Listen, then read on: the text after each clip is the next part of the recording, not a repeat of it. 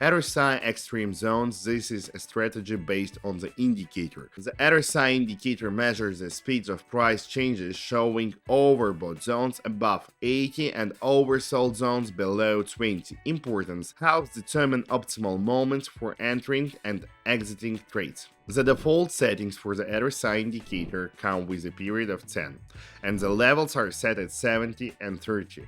We will be changing the RSI indicator settings, set the period to 7, the overbought zone to 80 and the oversold zone to 20. As soon as the price drops or rises sharply, we will see it approaching the 80 or 20 level depending on the direction of the price movement. We should look for a candle with a long wick on the chart. This indicates that the price has showed down, and we can immediately look for an entry point for a trade.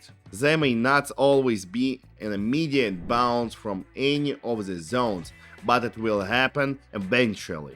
Therefore, always follow risk management and look for the entry points wisely. Watch this video several times until you understand how this strategy works. Also, write everything down on a sheet of paper and then you will be able to master this strategy. Perfect your approach and start earning money.